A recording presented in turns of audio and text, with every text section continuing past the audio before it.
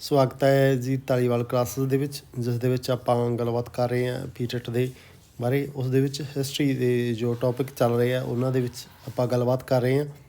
ਗੱਲਬਾਤ ਹੋ ਰਹੀ ਹੈ ਜੀ ਸ਼ੇਰ ਸ਼ਾਹ ਸੂਰੀ ਦੇ ਬਾਰੇ। ਸ਼ੇਰ ਸ਼ਾਹ ਸੂਰੀ ਦੇ ਬਾਰੇ ਗੱਲਬਾਤ ਕਰਾਂਗੇ, ਉਹਨਾਂ ਦੇ ਜੀਵਨ ਦੇ ਬਾਰੇ। ਉਹਨਾਂ ਦਾ ਅਸਲ ਨਾਮ ਕੀ ਸੀ? ਇਹ ਅਸਲੀ ਦੇ ਵਿੱਚ ਨਾਮ ਹੀ ਨਹੀਂ ਸੀਗਾ, ਤਾਂ ਉਸ ਦੀ ਜਿਹੜੀ ਡਿਟੇਲ ਹੈ ਤੁਹਾਨੂੰ ਤਾਂ ਉਹਦੇ ਬਾਰੇ ਚੰਗੀ ਤਰ੍ਹਾਂ ਡਿਟੇਲ ਦਿੰਦੇ ਹਾਂ ਕਿ ਅਸਲ ਨਾਮ ਕੀ ਸੀਗਾ। ਇਹ ਦੋਨੇ ਨਾਮ ਕਿਸ ਤੋਂ ਉਹਦੇ ਨਾਲ ਜੁੜੇ ਹੋਏ ਨੇ, ਉਹਨਾਂ ਦਾ ਜ਼ਿਕਰ ਕਰਾਂਗੇ। ਉਸਦੇ ਜੋ ਉੱਤਰਾਧਿਕਾਰੀ ਹੋਇਆ ਸੀ, ਜੋ ਉਸ ਤੋਂ ਬਾਅਦ ਰਾਜ ਕਰਦੇ ਨੇ ਉਸ ਦੇ ਪਰਿਵਾਰ ਦੇ ਵਿੱਚ, ਉਹਨਾਂ ਦਾ ਜ਼ਿਕਰ ਕਰਾਂਗੇ। ਸ਼ਾਸਨ ਪ੍ਰਬੰਧ ਦੀ ਖਾਸ ਤੌਰ 'ਤੇ ਚਰਚਾ ਕਰਾਂਗੇ। ਜੋ ਉਹਨੂੰ ਬੇਸ਼ੱਕ ਸੂਰੀ ਵੰਸ਼ ਦੀ ਆਪਾਂ ਗੱਲ ਕਰੀਏ, ਸ਼ੇਰ ਸ਼ਾਹ ਸੂਰੀ ਨੇ ਥੋੜ੍ਹਾ ਟਾਈਮ ਰਾਜ ਕੀਤਾ, ਪਰ ਜੋ ਉਸ ਦੀ ਕਹਿ ਲਓ ਜੀ ਗੱਲਬਾਤ ਚੱਲਦੀ ਹੈ ਅੱਜ ਦੇ ਦੌਰ ਦੇ ਵਿੱਚ, ਜਾਂ ਆਪਾਂ ਕੁਛ ਗੱਲ ਕਰਦੇ ਹਾਂ ਜੀ GT ਰੋਡ ਦੀ, ਤਾਂ ਉਹ ਜੋ ਪ੍ਰਬੰਧ ਕੀਤਾ ਜੀ ਸੜਕਾਂ ਦਾ, ਉਹ ਅੱਜ ਵੀ ਉਹਨੂੰ ਯਾਦ ਕੀਤਾ ਜਾਂਦਾ ਸ਼ੇਰ ਸ਼ਾਹ ਸੂਰੀ ਨੂੰ। ਤਾਂ ਉਸ ਦੇ ਬਾਰੇ ਥੋੜ੍ਹੀ ਜਿਹੀ ਵਿਚਾਰ ਚਰਚਾ ਕਰਾਂਗੇ, ਕਿਵੇਂ ਉਹਦੇ ਵਿੱਚ ਉਹਨੇ ਸੁਧਾਰ ਕੀਤੇ। ਬੇਸ਼ੱਕ ਉਹਨੇ 5 ਸਾਲਾਂ 'ਚ ਰਾਜ ਕੀਤਾ, ਪਰੰਤੂ ਉਹ ਜੋ ਰਾਜ ਦੇ ਵਿੱਚ ਜੋ ਕਰਕੇ ਗਿਆ ਤਾਂ ਉਸ ਤੋਂ ਬਾਅਦ ਹੋਰ ਕੋਈ ਨਹੀਂ ਕਰ ਸਕਿਆ। ਉਹਦੀ ਆਪਾਂ ਗੱਲਬਾਤ ਕਰਦੇ ਹਾਂ। ਗੱਲ ਕਰ ਰਹੇ ਹਾਂ ਜੀ ਸ਼ੇਰ ਸ਼ਾਹ ਸੂਰੀ। ਜਦੋਂ ਆਪਾਂ ਸ਼ਾਸਨ ਕਰਦੇ ਹਾਂ ਜੀ ਦਿੱਲੀ 'ਤੇ, ਜੋ ਉਹਨੇ ਸ਼ਾਸਨ ਕੀਤਾ ਜੀ ਉਹ ਹੈਗਾ ਜੀ 1540 ਤੋਂ ਲੈ ਕੇ 45 ਦੇ ਸਮੇਂ ਤੱਕ।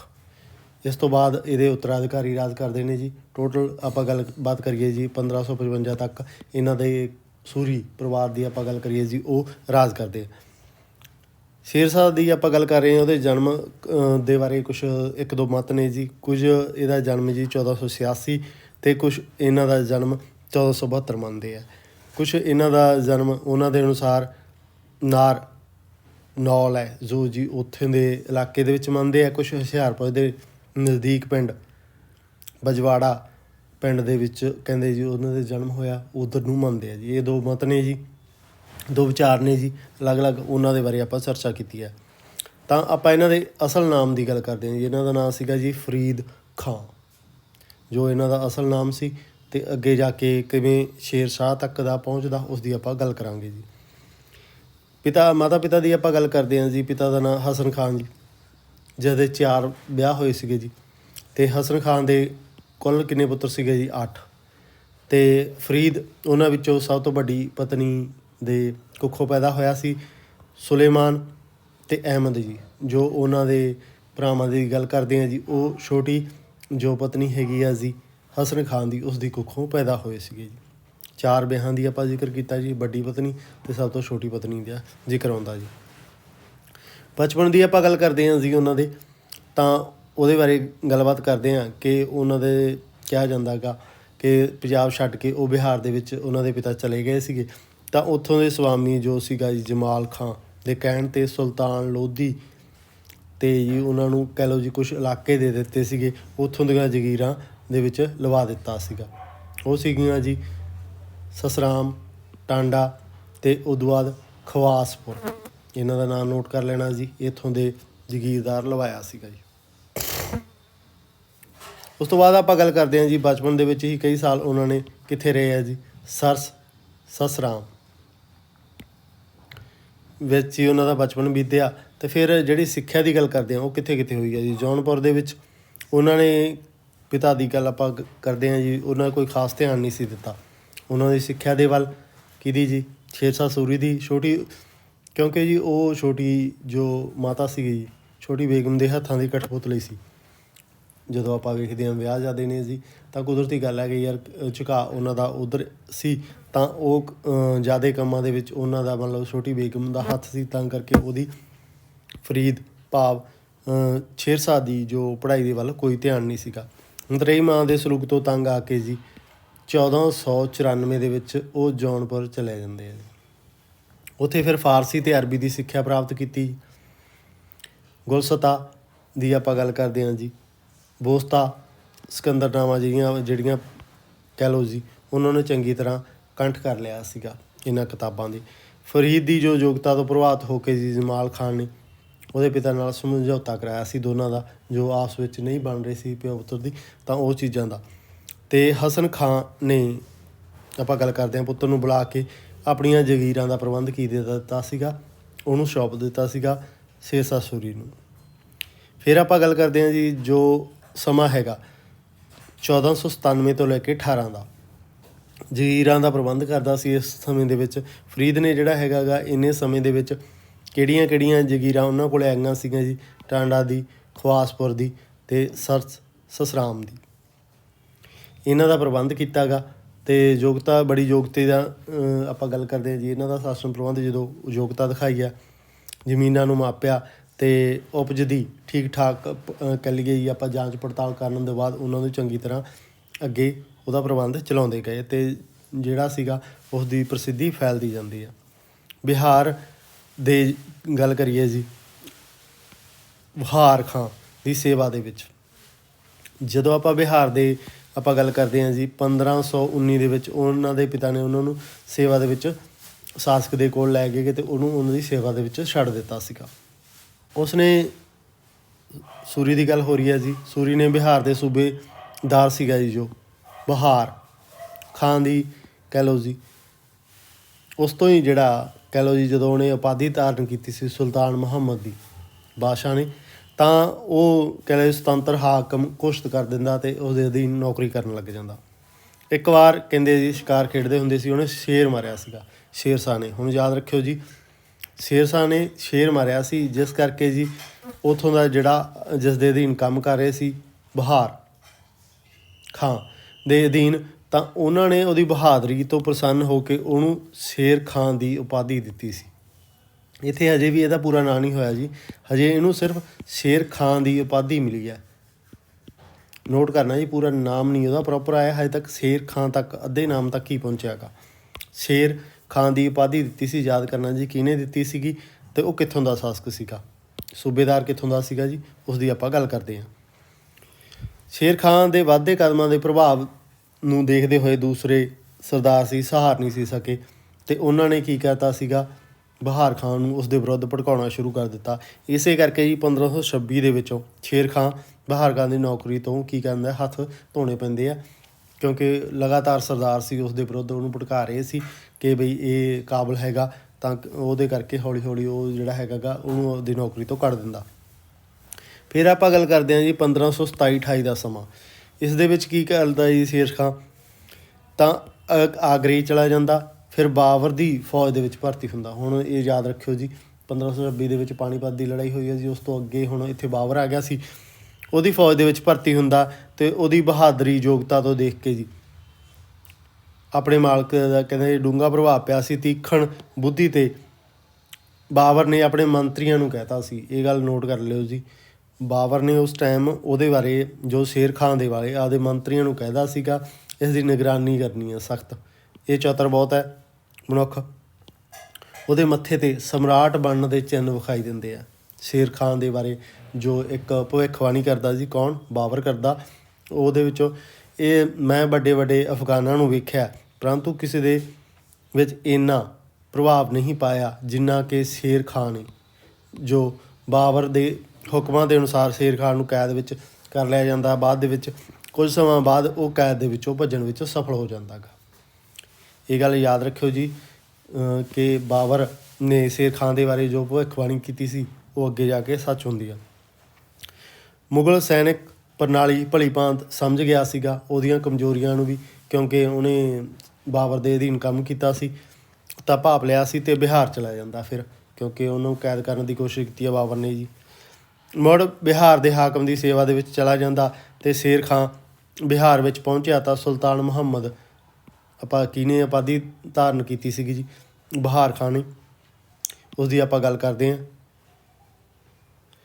ਤਾਂ ਉਹਦੇ ਜਿਹੜਾ ਹੈਗਾ ਜੀ ਸੇਵਾ ਦੇ ਵਿੱਚ ਲੱਗਿਆ ਸੀ, ਤਾਂ ਉਸ ਤੋਂ ਬਾਅਦ ਆਪਣੇ ਪੁੱਤਰ ਜਲਾਲ ਖਾਂ ਦੀ ਰੱਖਿਅਕ ਰੱਖ ਲੈਂਦਾ ਉਹਨੂੰ।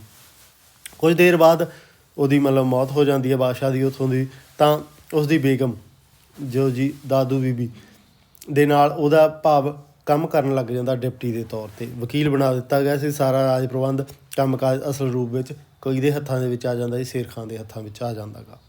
ਹੁਣ ਆਪਾਂ ਗੱਲਬਾਤ ਕਰਦੇ ਹਾਂ ਜੀ ਜਿੱਤਾਂ ਦੀ। ਸ਼ੇਰ ਸ਼ਾਹ ਸੂਰੀ ਦੀਆਂ ਜੋ ਜਿੱਤਾਂ ਨੇ ਜੀ ਉਹਨਾਂ ਦੇ ਬਾਰੇ ਆਪਾਂ ਗੱਲ ਕਰਾਂਗੇ ਕਿ ਕਿਹੜੀਆਂ ਕਿਹੜੀਆਂ ਉਹਨੇ ਜਿੱਤਾਂ ਪ੍ਰਾਪਤ ਕੀਤੀਆਂ ਨੇ, ਉਹਨਾਂ ਦੀ ਚਰਚਾ ਕਰਦੇ ਹਾਂ। ਗੱਲਬਾਤ ਹੋ ਰਹੀ ਹੈ ਜੀ ਸ਼ੇਰ ਸ਼ਾਹ ਸੂਰੀ ਦੀਆਂ ਜਿੱਤਾਂ ਦੀ। 1529-30 ਦੇ ਵਿੱਚ ਪ੍ਰਾਪਤ ਕਰਦਾ ਜੀ ਬਿਹਾਰ ਦੇ ਬਾਰੇ ਅਤੇ ਚੁਨਾਰ 'ਤੇ ਕਬਜ਼ਾ ਕਰਨ ਦੀ। 30 ਦੇ ਵਿੱਚ ਸ਼ੇਰ ਸ਼ਾਹ ਸੂਰੀ ਨੇ ਜੀ ਚੁਨਾਰ ਦੀ ਵਿਧਵਾ ਰਾਣੀ ਲਾਰਡ ਮਲਕਾ ਦੇ ਨਾਲ ਵਿਆਹ ਕਰਾ ਲੈਂਦਾ।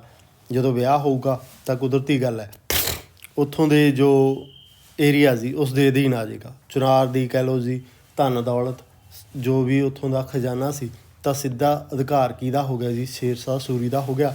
ਤਾਂ ਕੁਦਰਤੀ ਗੱਲ ਹੈ ਬਿਨਾਂ ਕਿਸੇ ਲੜਾਈ ਤੋਂ ਉਹਨੇ ਇਹ ਏਰੀਆ ਉਹਦੇ ਕਬਜ਼ੇ 'ਚ ਆ ਜਾਂਦਾ ਅਤੇ ਉੱਥੋਂ ਦੀ ਜੋ ਕਹਿ ਲਓ ਜੀ ਆਮਦਨ ਹੈ ਉਹਨੂੰ ਆਪਦਾ ਜੋ ਰਾਜ ਪ੍ਰਬੰਧ ਵਧੀਆ ਕਰਨ ਦੇ ਲਈ ਵਰਤਦਾ ਗਾ ਅਤੇ ਅਗਲੀਆਂ ਜਿੱਤਾਂ ਦੇ ਲਈ ਜੋ ਪੈਸਾ ਹੈਗਾ ਖਰਚ ਕਰਦਾ ਗਾ।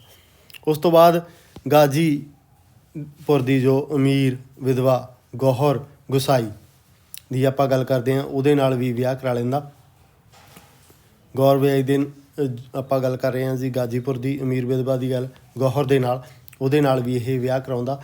ਤਾਂ ਇਸ ਦੇ ਨਾਲ ਇਹ ਏਰੀਏ ਇਹਦੇ ਕੋਲ ਆ ਜਾਣ ਨਾਲ ਇਹਦੇ ਕੋਲ ਪੈਸਾ ਵੀ ਆ ਗਿਆ, ਆਮਦਨ ਵੀ ਆ ਗਈ। ਬਿਨਾਂ ਲੜਾਈਆਂ ਲੜੇ ਜੀ ਕੁਛ ਏਰੀਆ, ਆਮਦਨ ਅਤੇ ਹੋਰ ਜੋ ਚੀਜ਼ਾਂ ਨੇ ਜੀ ਇਹਦੇ ਹੱਥ ਵਿੱਚ ਆ ਜਾਂਦੀਆਂ ਜੋ ਉਹਨੂੰ ਅੱਗੇ ਦੀਆਂ ਲੜਾਈਆਂ ਦੇ ਵਿੱਚ ਉਹਨਾਂ ਨੂੰ ਕੰਮ ਲੈਂਦਾ ਗਾ। ਸੂਰਜਗੜ੍ਹ ਦੀ ਲੜਾਈ ਇਹ 1534 ਦੇ ਵਿੱਚ ਹੁੰਦੀ ਹੈ ਜੀ। ਇਸ ਲੜਾਈ ਵਿੱਚ ਕਿਹਦੇ ਨਾਲ ਹੁੰਦੀ ਹੈ ਜੀ, ਜਲਾਲ ਖਾਨ ਦੇ ਨਾਲ ਹੁੰਦੀ ਹੈ। ਅਤੇ ਇਸ ਲੜਾਈ ਦੇ ਵਿੱਚ ਕੀ ਹੁੰਦਾ, ਸ਼ੇਰਸ਼ਾਹ ਸੂਰੀ ਉਹਨੂੰ ਹਰਾ ਦਿੰਦਾ ਅਤੇ ਇੱਥੇ ਉਹਦਾ ਕਬਜ਼ਾ ਹੋ ਜਾਂਦਾ ਹੈ। ਇਹ ਇਹਦੇ ਲਈ ਬਹੁਤ ਹੀ ਮਹੱਤਵਪੂਰਨ ਲੜਾਈ ਸੀਗੀ। ਇਸ ਦੇ ਨਾਲ ਇਹਦਾ ਉਤਸ਼ਾਹ ਵੱਧ ਜਾਂਦਾ ਅੱਗੇ ਜਾ ਕੇ ਹੋਰ ਲੜਾਈਆਂ ਦੇ ਵੱਲ। ਫਿਰ ਬੰਗਾਲ ਅਤੇ ਰੋਹਤਾਸ ਦੀ ਜੋ ਜਿੱਤ ਹੈ ਜੀ 3536 ਦੀ, ਉਹਦੇ ਵੱਲ ਚਰਚਾ ਕਰਦੇ ਹਾਂ। ਬੰਗਾਲ ਦਾ ਸ਼ਾਸਕ ਸੀਗਾ ਜੀ ਸੁਲਤਾਨ ਮਹਿਮੂਦ ਸ਼ਾਹ। ਹੁਣ ਹਾਰ ਦਾ ਬਦਲਾ ਲੈਣਾ ਚਾਹੁੰਦਾ ਸੀ, ਇਸੇ ਲਈ ਸ਼ੇਰਸ਼ਾਹ ਦੇ ਵਿਰੁੱਧ ਲੜਨ ਲਈ ਤਿਆਰੀਆਂ ਕਰਦਾ। ਤਾਂ ਸ਼ੇਰਸ਼ਾਹ ਨੂੰ ਹਰਾਉਣ ਦੀ ਬਜਾਏ ਉਹ ਕੀ ਕਰਦਾ ਗਾ, ਜੋ ਤੇਲੀਆਗੜ੍ਹ ਦੇ ਸਥਾਨ 'ਤੇ 35 ਦੇ ਵਿੱਚ ਉਹਨਾਂ ਦੇ ਇੱਕ ਹੋਰ ਸੀਗਾ ਉਹਦਾ ਦੁਸ਼ਮਣ, ਉਹ ਤੋਂ ਹਾਰ ਖਾਧੀ ਸੀਗੀ।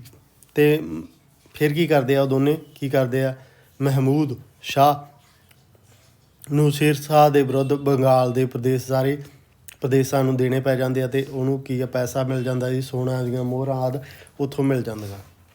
37 ਦੇ ਵਿੱਚ ਕੀ ਹੁੰਦਾ ਜੀ, ਇੱਥੋਂ ਰੋਹਤਾਸ ਦਾ ਜੋ ਕਿਲ੍ਹੇ ਆ ਜੀ ਪ੍ਰਸਿੱਧ, ਉੱਥੇ ਉਹਨਾਂ ਨੂੰ ਆਪਦੇ ਅਧੀਨ ਕਰ ਜਾਂਦਾ ਸ਼ੇਰਸ਼ਾਹ ਸੂਰੀ। ਆਪਾਂ ਗੱਲ ਕਰਦੇ ਹਾਂ ਜੀ ਹਮਾਯੂੰ ਦੇ ਨਾਲ ਜੋ ਟੱਕਰ ਹੁੰਦੀ ਹੈ ਜੀ ਚੌਸਾ ਦੀ ਲੜਾਈ, ਜੋ ਬਹੁਤ ਮਹੱਤਵਪੂਰਨ ਹੈ ਜੀ। ਮਹਿਮੂਦ ਸ਼ਾਹ ਨੇ ਹਮਾਯੂੰ ਦੀ ਸਹਾਇਤਾ ਮੰਗੀ ਸੀ ਕਿਉਂਕਿ ਉਹਨੇ ਹਰਾ ਦਿੱਤਾ ਸੀ ਸ਼ੇਰਸ਼ਾਹ ਸੂਰੀ ਨੇ। ਤਾਂ ਉਹ ਕੀ ਕਰਦਾ, ਵਿਰੁੱਧ ਲੜਨ ਲਈ ਉਕਸਾਉਂਦਾ ਗਾ। 37 ਦੇ ਵਿੱਚ ਚੜ੍ਹਾਈ ਕਰਦਾ, ਕੁਛ ਸਮਾਂ ਉਹਨਾਂ ਨੂੰ ਘੇਰਾ ਪਾ ਕੇ ਰੱਖਦਾ। ਫਿਰ ਉਹ ਤਿਆਰੀਆਂ ਕਰਨ ਦਾ ਉਹਨੂੰ ਟਾਈਮ ਮਿਲ ਜਾਂਦਾ ਸ਼ੇਰਸ਼ਾਹ ਸੂਰੀ ਨੂੰ। ਤਾਂ ਇੰਨੇ ਸਮੇਂ ਵਿੱਚ ਉਹਨੇ ਧਨ ਦੌਲਤ ਹੈ ਜੋ ਇਕੱਠੀ ਕਰਦਾ ਜੀ, ਹੋਰ ਜਿਹੜੇ ਕਿਲ੍ਹਿਆਂ ਤੋਂ ਜਿੱਤੀ ਹੋਈ ਸੀਗੀ ਜੀ ਉਸ ਜਿੱਤ ਪ੍ਰਾਪਤ ਕੀਤੀ ਸੀ। 8 ਮਹੀਨੇ ਦੇ ਵਿੱਚ ਕਹਿ ਲਓ ਜੀ ਉਹਨੇ ਸ਼ੇਰਸ਼ਾਹ ਸੂਰੀ ਜੋ ਰੰਗ ਰਲੀਆਂ ਦੇ ਵਿੱਚ ਗੁਜ਼ਾਰ ਦਿੰਦਾ ਘੇਰਾ ਪਾ ਕੇ ਜੀ ਉਹਨੂੰ। ਤਾਂ ਉਸ ਸਮੇਂ ਦੇ ਦੌਰਾਨ ਕੀ ਉਹ ਆਪਦੀ ਤਾਕਤ ਇਕੱਠੀ ਕਰਦਾ, ਕੌਣ, ਸ਼ੇਰਸ਼ਾਹ ਸੂਰੀ। ਅਤੇ ਫਿਰ ਕਨੌਜ ਹੋਰ ਚੀਜ਼ਾਂ ਨੂੰ ਇੰਨੇ ਟਾਈਮ ਦੇ ਵਿੱਚ ਜਿੱਤ ਜਾਂਦਾ ਗਾ। ਫਿਰ ਚੌਸਾ ਦੇ ਮੈਦਾਨ 'ਤੇ ਲੜਾਈ ਹੁੰਦੀ ਹੈ ਜੀ 26 ਜੂਨ 1539 ਨੂੰ। ਇਹ ਮੁਗਲਾਂ 'ਤੇ ਕਹਿ ਲਓ ਜੀ ਦੋਨਾਂ ਦੇ ਵਿਚਕਾਰ ਲੜਾਈ ਸੀ ਅਤੇ ਇਸ ਦੇ ਵਿੱਚ ਸ਼ੇਰ ਖਾਨ ਦੀ ਜਿੱਤ ਹੁੰਦੀ ਹੈ ਅਤੇ ਹਮਾਯੂੰ ਦੀ ਕਹਿ ਲਓ ਜੀ ਜਾਨ ਬਚਾ ਕੇ ਭੱਜਣਾ ਪੈਂਦਾ। ਤਾਂ ਇਹਦੇ ਨਾਲ ਕੀ ਹੁੰਦਾ, ਸਭ ਤੋਂ ਮਹੱਤਵਪੂਰਨ ਹੁੰਦਾ ਕਿ ਇੱਕ ਤਾਂ ਉਹਨੇ ਬਾਦਸ਼ਾਹ ਨੂੰ ਹਰਾਇਆ ਗਾ ਮੁਗਲਾਂ ਦੇ ਨੂੰ, ਜਿਸ ਦਾ ਦਿੱਲੀ 'ਤੇ ਅਧਿਕਾਰ ਹੈ। ਇਸ ਚੀਜ਼ ਦਾ ਹੌਸਲਾ ਉਹਨੂੰ ਹੋਰ ਜ਼ਿਆਦਾ ਵੱਧਦਾ ਗਾ। ਤਾਂ ਇੱਥੇ ਜਾ ਕੇ ਜਦੋਂ ਇਹ ਬਾਬਰ ਆਪਾਂ ਗੱਲ ਕਰਦੇ ਹਾਂ ਜੀ ਸ਼ੇਰਸ਼ਾਹ ਜਦੋਂ ਹਮਾਯੂੰ ਨੂੰ ਹਰਾਉਂਦਾ ਤਾਂ ਇੱਥੇ ਸ਼ੇਰ ਸ਼ਾਹ ਦੀ ਉਪਾਧੀ ਧਾਰਨ ਕਰਦਾ। ਪਹਿਲਾਂ ਸ਼ੇਰ ਦੀ, ਸ਼ੇਰ ਖਾਨ ਦੀ, ਸ਼ੇਰ ਖਾਨ ਤੋਂ ਫਿਰ ਬਦਲ ਕੇ ਕੀ ਕਾਹਦੀ ਉਪਾਧੀ ਧਾਰਨ ਕਰਦਾ ਜੀ, ਇਹ ਉਪਾਧੀ ਦਾ ਨਾਂ ਸ਼ਾਹ, ਸ਼ੇਰ ਸ਼ਾਹ ਦੀ ਉਪਾਧੀ। ਅਸਲ ਦੇ ਵਿੱਚ ਇਹਦਾ ਨਾਮ ਹੀ ਨਹੀਂ ਹੈ, ਇਹਦਾ ਨਾਮ ਦੀ ਆਪਾਂ ਗੱਲ ਕਰ ਚੁੱਕੇ ਹਾਂ ਫਰੀਦੀ ਉਹ ਹੋਏਗਾ। ਅਤੇ ਭਾਰਤ ਦਾ ਕਹਿ ਲਓ ਜੀ ਬਣਨ ਦਾ ਸੁਪਨੇ ਦੇਖਣ ਲੱਗ ਜਾਂਦਾ, ਸਮਰਾਟ ਬਣਨ ਦੇ। ਫਿਰ ਉਸ ਤੋਂ ਬਾਅਦ ਅੱਗੇਲੀਆਂ ਲੜਾਈਆਂ ਲੜਦਾ ਜੀ ਕਨੌਜ ਦੀ, ਅਤੇ ਦਿੱਲੀ ਆਗਰੇ 'ਤੇ ਕਬਜ਼ਾ ਕਰਦਾ ਜਾਂਦਾ ਜੀ। 17 ਮਈ 1540 ਨੂੰ ਇਹ ਅੱਗੇ ਵੱਧਦਾ ਗਾ। ਕਨੌਜ 'ਤੇ ਲੜਾਈ ਮਹੱਤਵਪੂਰਨ ਲੜਾਈ ਰਹੀ ਹੈ ਜੀ। ਸ਼ੇਰ ਖਾਂ ਇੱਥੇ ਜਿੱਤ ਪ੍ਰਾਪਤ ਕਰ ਦਿੰਦਾ ਅਤੇ ਹਮਾਯੂੰ ਪੂਰੀ ਤਰ੍ਹਾਂ ਇੱਥੋਂ ਕੀ ਕਹਿੰਦਾ ਹਾਰ ਜਾਂਦਾ ਇੱਥੋਂ ਵੀ। ਤਾਂ ਇੱਥੋਂ ਫਿਰ ਭੱਜ ਜਾਂਦਾ ਗਾ, ਭਾਵ ਉਹਨੂੰ ਹਿੰਦੁਸਤਾਨ ਤੱਕ ਛੱਡਣਾ ਪੈ ਜਾਂਦਾ। ਇਸ ਦੀ ਆਪਾਂ ਗੱਲ ਕਰਦੇ ਹਾਂ। ਹੁੰਦਿਆਂ ਹੋਇਆ ਫਿਰ ਦਿੱਲੀ 'ਤੇ ਵੀ ਕਬਜ਼ਾ ਅਤੇ ਲਾਹੌਰ ਤੱਕ ਜਿਹੜਾ ਹੈਗਾ ਸ਼ੇਰ ਸ਼ਾਹ ਸੂਰੀ ਕਬਜ਼ਾ ਕਰਦਾ ਜਾਂਦਾ। ਦਿੱਲੀ ਆਗਰਾ 'ਤੇ ਕਬਜ਼ਾ ਹੋ ਗਿਆ ਸੀ। ਹੁਣ ਇਸੇ ਕਰਕੇ ਹਮਾਯੂੰ ਪਿੱਛਾ ਕਰਦਾ ਹੋਇਆ ਜੀ ਸਿੰਧ, ਪੰਜਾਬ ਤੋਂ ਹੁੰਦਾ ਹੋਇਆ ਜੀ ਸਿੰਧ ਵੱਲ ਕੱਢ ਦਿੱਤਾ ਹਮਾਯੂੰ ਨੂੰ। ਤਾਂ ਹੁਣ ਕਾਹਦਾ ਕਬਜ਼ਾ ਹੋ ਗਿਆ ਜੀ, ਸ਼ੇਰ ਸ਼ਾਹ ਸੂਰੀ। ਪੰਜਾਬ ਦੀ ਜਿੱਤ ਹੈ ਜੀ ਇਸ ਤੋਂ ਬਾਅਦ, ਕਿਉਂਕਿ ਉਹ ਕਿਹਦਾ ਕਬਜ਼ਾ ਕਰ ਰਿਹਾ, ਪਿੱਛਾ ਕਰ ਰਿਹਾ ਸੀ ਹਿਮਾਯੂ ਦਾ, ਤਾਂ ਉਹ ਦਿੱਲੀ ਤੋਂ ਆਗਰਾ ਦੀ ਜਿੱਤ ਪ੍ਰਾਪਤ ਕੀਤੀ ਸੀ। ਫਿਰ ਜਦੋਂ ਪੰਜਾਬ ਵੱਲ ਵਧਿਆ ਸੀਗਾ, ਕਿਹਦੇ ਹਿਮਾਯੂ ਦਾ ਕਰਕੇ ਪੰਜਾਬ ਦੇ ਵੱਲ ਕਰਦਾ ਜੀ। ਇੱਥੋਂ ਦਾ ਕੌਣ ਰਾਜ ਕਰਦਾ ਸੀ? ਕਾਮਰਾਨ। ਉਹਦੀਆਂ ਫੌਜਾਂ ਤੋਂ ਪਹਿਲਾਂ ਜੀ ਪੰਜਾਬ ਦੇ ਵੱਲ ਜਦੋਂ ਵੱਧਦਾ ਤਾਂ ਉਹ ਸਾਰਾ ਕੁਝ ਛੱਡ ਕੇ ਜੀ ਉਹ ਕਾਬਲ ਗੰਧਾਰ ਦੇ ਵੱਲ ਭੱਜ ਜਾਂਦਾ। ਫਿਰ ਜੇਹਲਮ ਰਾਵਲਪਿੰਡੀ ਦੇ ਪ੍ਰਦੇਸ਼ਾਂ 'ਤੇ ਇੱਥੇ ਕੀ ਕਹਿੰਦੇ ਜੀ, ਇੱਥੇ ਕਬਜ਼ਾ ਕਰਨ ਦੀ ਕੋਸ਼ਿਸ਼ ਕਰਦਾ। ਇੱਥੇ ਕੌਣ ਸੀਗੇ ਜੀ? ਗੱਖੜ ਕਬੀਲੇ ਕਹਿ ਲਓ ਜੀ ਸ਼ਕਤੀ ਨੂੰ ਕੁਚਲਣ ਦਾ ਇਰਾਦਾ ਬਣਾਉਂਦਾ ਗਾ। ਕੌਣ? ਸ਼ੇਰ ਸ਼ਾਹ ਸੂਰੀ। ਉਸ ਤੋਂ ਬਾਅਦ ਜੀ ਮੁੱਖ ਤੌਰ 'ਤੇ ਜੀ ਰਾਏ ਸਰੰਗ ਨੇ ਕਹਿ ਲਓ ਜੀ ਅਧੀਨਤਾ ਨੂੰ ਸਵੀਕਾਰ ਨਹੀਂ ਕਰਦਾ। ਤਾਂ ਫਿਰ ਉਹਨਾਂ ਦੇ ਵਿਚਕਾਰ ਕਹਿ ਲਓ ਜੀ 26 ਤੋਂ ਲੈ ਕੇ 56 ਤੱਕ ਸੰਘਰਸ਼ ਚੱਲਦਾ। ਤਾਂ ਫਿਰ ਹੌਲੀ ਹੌਲੀ ਆਪਾਂ ਗੱਲ ਕਰਦੇ ਹਾਂ, ਰੋਹਤਾਸ ਦਾ ਕਿਲ੍ਹਾ ਵੀ ਬਣਵਾਇਆ ਗਿਆ ਸੀ ਜੀ। ਉਦੋਂ ਬਾਅਦ ਆਪਾਂ ਗੱਲ ਕਰਦੇ ਹਾਂ ਫਿਰ ਇਹਦੇ ਸੈਨਾਪਤੀ ਜੋ ਰੱਖੇ ਸੀ ਉਹ ਉਹਦੀ ਦੇਖਭਾਲ ਕਰਦੇ ਸੀ, ਉਹ ਵੀ ਇਹਨਾਂ ਦੇ ਕਬਜ਼ੇ ਅਧੀਨ ਆ ਗਿਆ ਸੀ ਸੂਰੀ ਦੇ। ਫਿਰ ਆਪਾਂ ਗੱਲ ਕਰਦੇ ਹਾਂ ਜੀ ਮਾਲਵਾ 42 ਦੇ ਵਿੱਚ, 1542 ਦੇ ਵਿੱਚ ਮਾਲਵਾ ਪ੍ਰਦੇਸ਼ ਜੀ ਜਿੱਤ ਪ੍ਰਾਪਤ ਕਰਦਾ। 42 ਦੇ ਵਿੱਚ ਇੱਥੇ ਹਾਕਮ ਕੌਣ ਸੀ? ਮੁਲਕ ਖਾਂ। ਠੀਕ ਹੈ, ਕਾਦਰ ਸ਼ਾਹ ਦੇ ਨਾਲ ਉਹਦਾ ਕਹਿ ਲਓ ਜੀ ਬਿਨਾਂ ਵਿਰੋਧ ਦੇ, ਬਿਨਾਂ ਲੜੇ ਜੀ ਸਾਰਾ ਕੁਛ ਉਹਦੀ ਅਧੀਨਤਾ ਨੂੰ ਸਵੀਕਾਰ ਕਰ ਲੈਂਦਾ। ਫਿਰ ਉਸ ਤੋਂ ਬਾਅਦ ਗੱਲ ਕਰਦੇ ਹਾਂ ਜੀ ਰਾਏ ਸੇਨ ਦੀ ਜਿੱਤ 43 ਦੇ ਵਿੱਚ ਪ੍ਰਾਪਤ ਕਰਦਾ। ਇੱਥੋਂ ਦਾ ਕੌਣ ਸੀਗਾ ਜੀ ਸ਼ਾਸਕ? ਰਾਜਪੂਤ ਸਰਦਾਰ ਪੂਰਨਮਲ ਚੌਹਾਨ ਸੀ ਇੱਥੇ ਰਾਜ ਕਰਦਾ, ਉਹਦੇ ਨਾਲ ਲੜਾਈ ਕਰਦਾ ਸੂਰੀ। ਤਾਂ ਉਹ ਉਸ ਤੋਂ ਬਾਅਦ ਇੱਥੇ ਕਬਜ਼ਾ ਹੋ ਜਾਂਦਾ। ਫਿਰ ਸਿੰਧ ਮੁਲਤਾਨ ਦਾ ਏਰੀਆ 1543-44 ਦੇ ਵਿੱਚ। 43 ਦੇ ਵਿੱਚ ਮੁਲਤਾਨ ਦੇ ਹਾਕਮ ਸੀਗਾ ਬਖਸ਼ ਲੰਗ ਨੂੰ ਹਰਾ ਕੇ ਮੁਲਤਾਨ ਦਾ ਕਹਿ ਲਓ ਜੀ ਪ੍ਰਦੇਸ਼ 'ਤੇ ਕਬਜ਼ਾ ਕੀਤਾ। ਫਤਿਹ ਖਾਨ ਨਾਮੀ ਡਾਕੂ ਦੇ ਵਿਰੁੱਧ ਕਾਰਵਾਈਆਂ ਕੀਤੀਆਂ, ਉਹਨੂੰ ਪਕੜ ਕੇ ਸ਼ੇਰ ਸ਼ਾਹ ਦੇ ਹਵਾਲੇ ਕਰ ਦਿੱਤਾ ਗਿਆ ਸੀਗਾ ਅਤੇ ਉਹਨੂੰ ਮੌਤ ਦੇ ਘਾਟ ਉਤਾਰ ਦਿੱਤਾ ਜਾਂਦਾ। ਅਤੇ ਸਿੰਧ ਦਾ ਪ੍ਰਦੇਸ਼ ਉੱਤੇ ਕਹਿ ਲਓ ਜੀ ਕਿਹਦਾ ਸੀਗਾ ਜੀ? ਹੈਬਤ ਖਾਨ ਦੀ ਵੀ ਕਹਿ ਲਓ ਜੀ ਇਲਾਕੇ 'ਤੇ ਉਹ ਕਰ ਰਿਹਾ ਸੀਗਾ ਰਾਜ। ਤਾਂ ਉੱਥੋਂ ਵੀ ਕੀ ਕਹਿੰਦੇ ਜੀ ਸੂਰੀ ਆਪਦੇ ਕਬਜ਼ੇ 'ਚ ਕਰਦਾ ਜੀ। ਮਾਰਵਾੜ ਅਤੇ ਦੂਸਰੇ ਪ੍ਰਦੇਸ਼ਾਂ 'ਤੇ ਜਿੱਤ 44 ਦੇ ਵਿੱਚ ਪ੍ਰਾਪਤ ਕਰਦਾ ਜੀ। ਇਹ ਪ੍ਰਦੇਸ਼ਾਂ ਦੇ ਜੋ ਮਾਲਦੇਵ ਠੌ ਸੀ, ਗੁੱਸਾ ਸੀਗਾ, ਉਹਦੇ ਬਚਨ ਅਨੁਸਾਰ ਅਮਾਜ ਨੂੰ ਫੜ ਕੇ ਉਸ ਦੇ ਪਾਸ ਭੇਜਣਾ ਸੀ। ਤਾਂ ਕਰਕੇ ਉਹ ਕੀ ਕਰਦਾ? ਸੂਰੀ ਦੇ ਵਿਰੁੱਧ ਲੜਦਾ ਅਤੇ ਜੋਧਪੁਰ 'ਤੇ ਉੱਤੇ ਅਧਿਕਾਰ ਕਰ ਲੈਂਦਾ ਬਲਕਿ ਸ਼ੇਰ ਸ਼ਾਹ ਸੂਰੀ। ਫਿਰ ਮਾਲਦੇਵ ਆਪਣੀ ਜਾਨ ਬਚਾਉਣ ਦੇ ਲਈ ਗੁਜਰਾਤ ਵੱਲ ਭੱਜ ਲੈਂਦਾ, ਉਸਦਾ ਆਪਾਂ ਨੂੰ ਜ਼ਿਕਰ ਮਿਲਦਾ। ਉਸ ਤੋਂ ਬਾਅਦ ਫਿਰ ਕੀ ਹੁੰਦਾ ਜੀ ਅੱਗੇ ਜਾ ਕੇ? ਜੋ ਖਵਾਸ ਖਾਨ ਸੀ ਮਾੜ ਵੱਲ ਛੱਡ ਕੇ ਜੀ ਸ਼ੇਰ ਸ਼ਾਹ ਸੂਰੀ ਅਤੇ ਮਵਾੜ ਦੇ ਵੱਲ ਵੱਧਦਾ ਗਾ।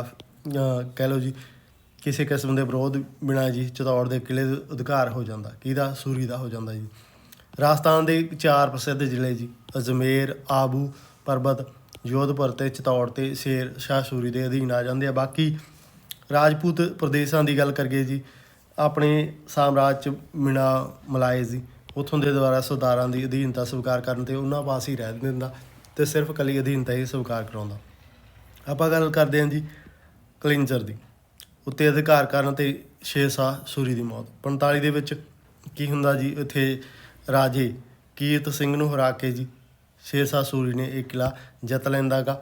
ਅਤੇ ਫਿਰ ਅੰਤ ਦੇ ਵਿੱਚ ਕਹਿ ਲਓ ਜੀ ਇੱਥੇ ਜਦੋਂ ਲੜਾਈ ਚੱਲ ਰਹੀ ਸੀ ਤਾਂ ਬਰੂਦ ਗੋਲੇ ਦੇ ਫਟ ਜਾਣ ਦੇ ਕਾਰਨ ਉਹ ਜ਼ਖਮੀ ਹੋ ਜਾਂਦਾ। ਅਤੇ ਜ਼ਖਮੀ ਹੋਣ ਤੋਂ ਬਾਅਦ 22 ਮਈ 1545 ਨੂੰ ਸ਼ੇਰ ਸ਼ਾਹ ਸੂਰੀ ਦੀ ਮੌਤ ਹੋ ਜਾਂਦੀ ਹੈ। ਇਹ ਉਹ ਸਮਾਂ ਸੀ ਤਾਂ ਉਸ ਦੀ ਆਪਾਂ ਜ਼ਿਕਰ ਕੀਤਾ ਗਾ ਕਿ ਇਸ ਲੜਾਈ ਤੋਂ ਬਾਅਦ ਉਹਦੀ ਮੌਤ ਹੋ ਜਾਂਦੀ ਹੈ। ਸ਼ੇਰ ਸ਼ਾਹ ਸੂਰੀ ਦਾ ਹੁਣ ਰਾਜ ਕਿੱਥੋਂ ਤੱਕ ਰਹਿ ਗਿਆ? ਸ਼ੇਰ ਸ਼ਾਹ ਸੂਰੀ ਨੇ ਕਸ਼ਮੀਰ, ਗੁਜਰਾਤ, ਅਸਾਮ ਨੂੰ ਛੱਡ ਕੇ ਲਗਭਗ ਸਾਰੇ ਉੱਤਰੀ ਭਾਰਤ 'ਤੇ ਰਾਜ ਸਥਾਪਿਤ ਕਰ ਲਿਆ ਸੀ। ਵਿਸ਼ਾਲ ਸਾਮਰਾਜ ਪੱਛਮ ਵਿੱਚ ਲਈ ਸਿੰਧ ਤੋਂ ਲੈ ਕੇ ਪੂਰਬ ਵਿੱਚ ਬੰਗਾਲ ਤੱਕ, ਉੱਤਰ ਵਿੱਚ ਹਿਮਾਲਿਆ ਤੋਂ ਲੈ ਕੇ ਦੱਖਣ ਤੱਕ ਵਿੰਧਿਆਚਲ ਤੱਕ ਫੈਲਿਆ ਹੋਇਆ ਸੀ। ਇਹ ਇਹਦਾ ਏਰੀਆ ਸੀ ਜਾਂ ਆਪਾਂ ਉਹਨੂੰ ਸ਼ਬਦਾਂ ਦੇ ਵਿੱਚ ਬਿਆਨ ਕਰਨਾ ਹੋਵੇ। ਧੰਨਵਾਦ ਜੀ ਵੀਡੀਓ ਨੂੰ ਵੇਖਣ ਦੇ ਲਈ। ਇਸ ਤੋਂ ਇਲਾਵਾ ਜੀ ਜੇ ਤੁਸੀਂ ਸਾਡੇ WhatsApp ਗਰੁੱਪ ਜੁਆਇਨ ਕਰਨਾ ਚਾਹੁੰਦੇ ਆ ਜੀ, ਉਸ ਦੇ ਵਿੱਚ ਮਾਸਟਰ ਕੈਡਰ ਪੰਜਾਬੀ, ਹਿਸਟਰੀ ਅਤੇ ਪੀਰੀਅਡ ਦੇ ਨਾਲ ਕਲਾਸਾਂ ਚੱਲ ਰਹੀਆਂ ਨੇ। ਇਸ ਤੋਂ ਇਲਾਵਾ ਨੈੱਟ ਦੇ ਨਾਲ ਸੰਬੰਧਿਤ ਕਲਾਸਾਂ ਨੂੰ ਤੁਸੀਂ ਜੁਆਇਨ ਕਰਦੇ ਹੋ ਤਾਂ ਇਹਦੇ ਲਈ ਤੁਹਾਡੀ ਸਕਰੀਨ 'ਤੇ ਨੰਬਰ ਸ਼ੋ ਹੋ ਰਿਹਾ, ਉਸ 'ਤੇ ਮੈਸੇਜ ਕਰਕੇ ਕਲਾਸਾਂ ਨੂੰ ਤੁਸੀਂ ਜੁਆਇਨ ਕਰ ਸਕਦੇ ਹੋ। ਜੇਕਰ ਤੁਹਾਨੂੰ ਵੀਡੀਓ ਵਧੀਆ ਲੱਗੀ ਹੋਵੇ ਤਾਂ ਵੀਡੀਓ ਨੂੰ ਲਾਈਕ ਕਰਨਾ ਜੀ, ਸ਼ੇਅਰ ਕਰਨਾ ਆਪਣੇ ਦੋਸਤਾਂ ਦੇ ਨਾਲ, ਚੈਨਲ ਨੂੰ ਜ਼ਰੂਰ ਸਬਸਕ੍ਰਾਈਬ ਕਰ ਲੈਣਾ, ਜਿਸ ਦੇ ਨਾਲ ਸਮੇਂ-ਸਮੇਂ 'ਤੇ ਜੋ ਵੀ ਆਪਾਂ ਵੀਡੀਓ ਅਪਡੇਟ ਦਿੰਦੇ ਹਾਂ ਤੁਹਾਡੇ ਤੱਕ ਸਹੀ ਸਮੇਂ 'ਤੇ ਪਹੁੰਚਦੀ ਰਹੇ। ਜਦੋਂ ਵੀ ਆਪਾਂ ਕੋਈ ਅਪਡੇਟ ਉਹਦੇ ਵਿੱਚ ਵੀਡੀਓ ਦਿੰਦੇ ਹਾਂ ਤੁਹਾਡੇ ਤੱਕ ਜਲਦੀ ਪਹੁੰਚ ਸਕੇ। ਮਿਲਦੇ ਹਾਂ ਜੀ ਅਗਲੀ ਵੀਡੀਓ ਵਿੱਚ ਅਗਲੇ ਵਿਸ਼ੇ ਨੂੰ ਲੈ ਕੇ। ਧੰਨਵਾਦ ਜੀ।